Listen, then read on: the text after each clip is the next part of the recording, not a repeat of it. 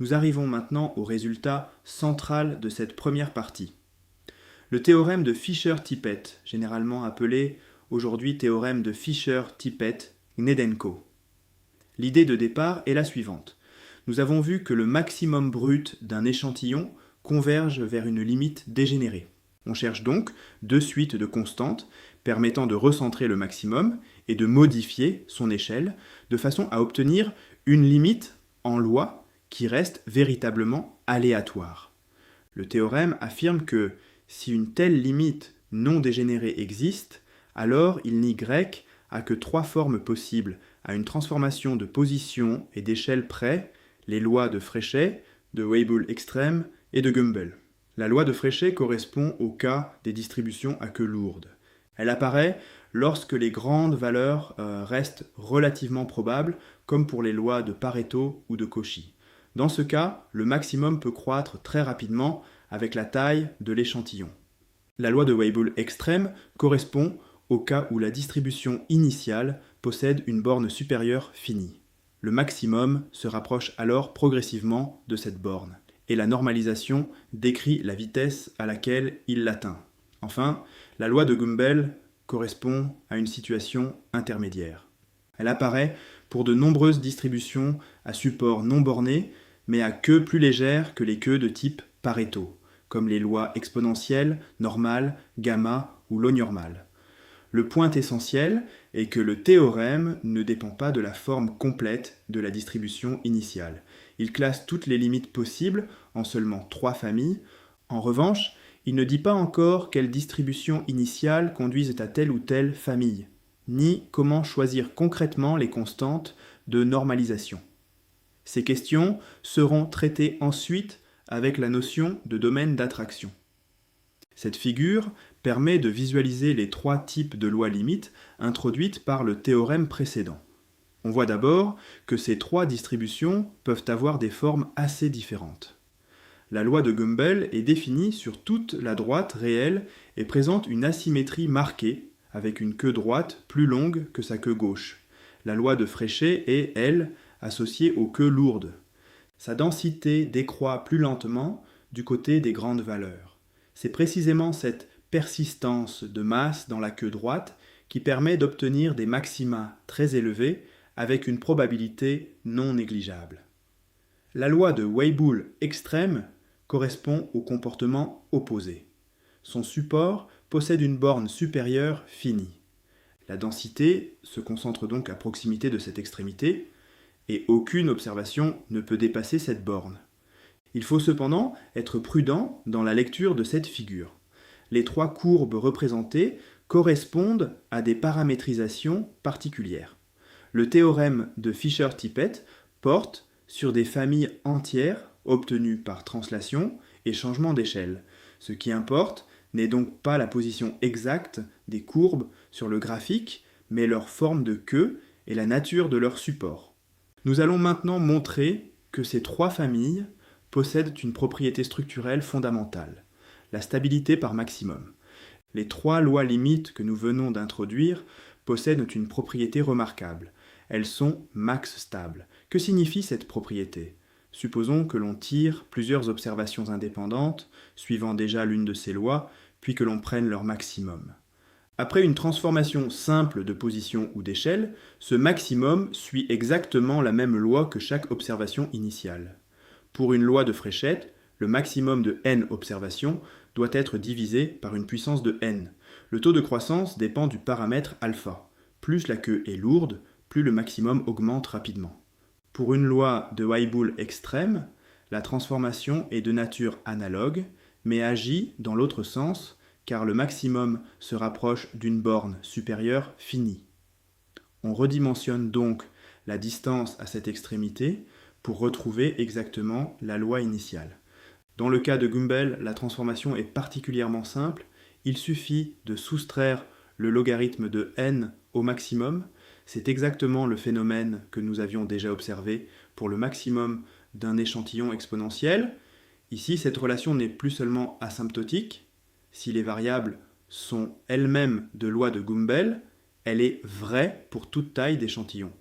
Il est important de distinguer cette égalité exacte de la convergence étudiée auparavant.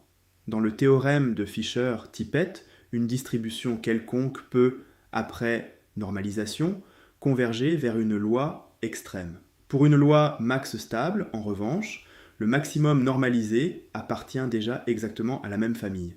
La remarque au bas de la slide montre également que les trois lois sont étroitement liées par des transformations monotones. À partir d'une variable de Fréchet, une transformation par l'inverse négatif conduit à une loi de Weibull extrême, tandis qu'une transformation logarithmique appropriée conduit à une loi de Gumbel.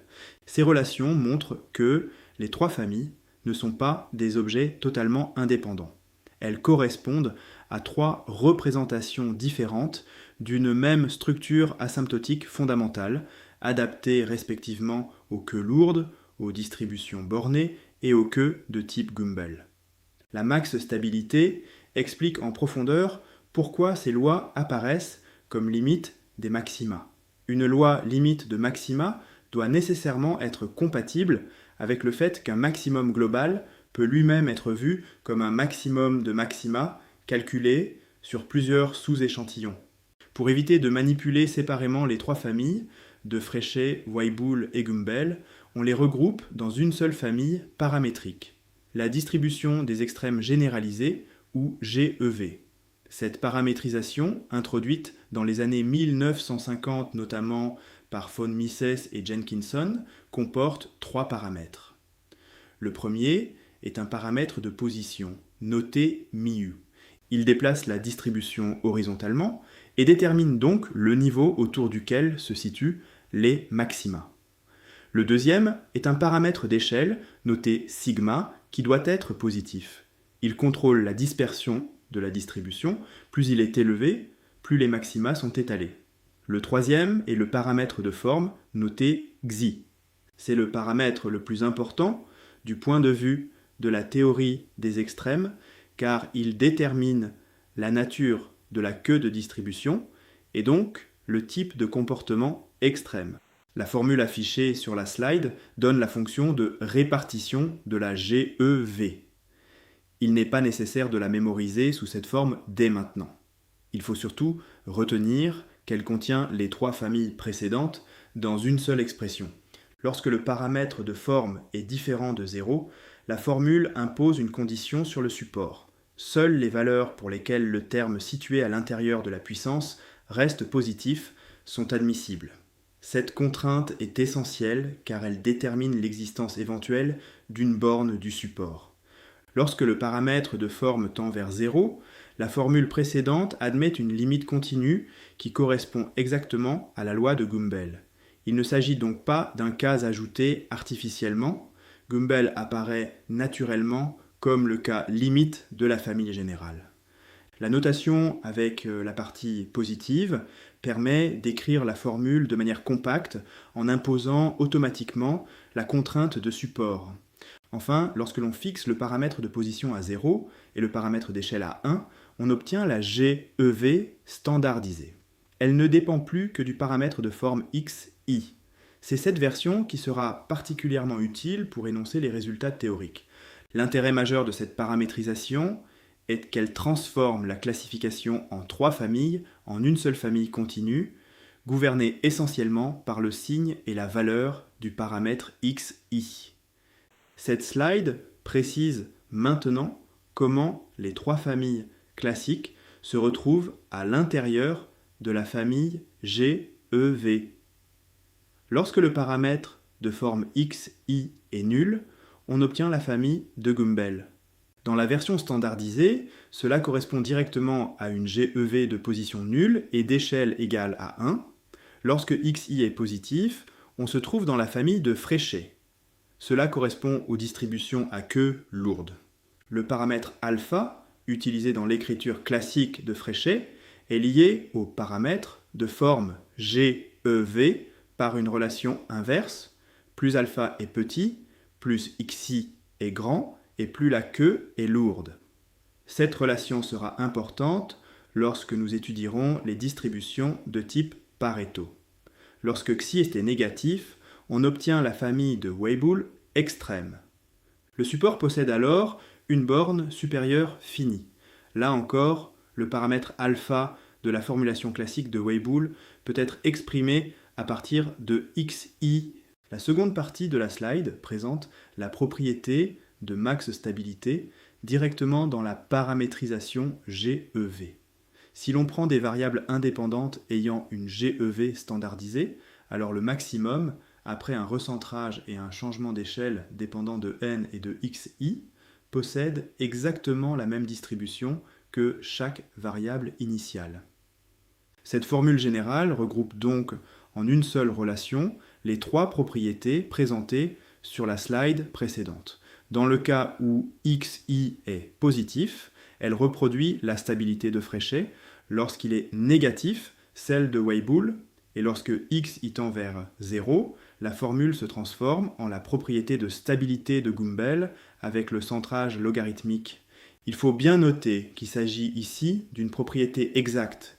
Si les observations suivent déjà une loi GEV, le maximum normalisé suit exactement la même loi pour tout n. Il ne s'agit pas seulement d'un résultat valable lorsque n devient grand. Cette propriété est fondamentale parce qu'elle fournit une caractérisation des lois de valeur extrême. Les distributions GEV sont max stables et réciproquement, les seules distributions non dégénérées stables par maximum sont, à une transformation affine près, des distributions GEV.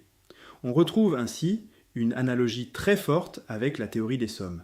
La loi normale est stable par addition et joue un rôle central dans le théorème central limite.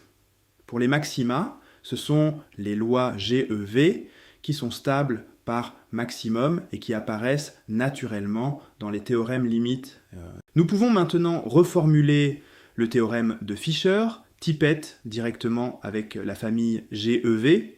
Supposons qu'il soit possible de recentrer et de remettre à l'échelle le maximum d'un échantillon indépendant et identiquement distribué de façon à obtenir, lorsque la taille de l'échantillon augmente, une loi limite non dégénérée. Le théorème affirme alors que cette limite est nécessairement, à une transformation affine près, une distribution GEV standardisée pour une certaine valeur du paramètre de forme xi. Cette formulation est exactement équivalente à celle donnée précédemment avec les trois familles de Fréchet, Weibull et Gumbel. Elle est simplement beaucoup plus compacte, le signe de xi suffit à identifier les trois cas. Si xi est positif, la limite est de type Fréchet et correspond à une queue lourde. Si xi est nul, on est dans le cas Gumbel. Si xi est négatif, on est dans le cas Weibull extrême avec une borne supérieure finie. Le message à retenir est donc extrêmement fort. Quelle que soit la distribution initiale, dès lors qu'un maximum correctement normalisé possède une limite non dégénérée, cette limite appartient nécessairement à la famille GEV. En revanche, le théorème ne dit toujours pas que cette convergence existe pour toutes les distributions. Il ne précise pas non plus quelle valeur de xi correspond à une distribution donnée. Ce sera précisément l'objet de la notion de domaine d'attraction que nous introduirons ensuite.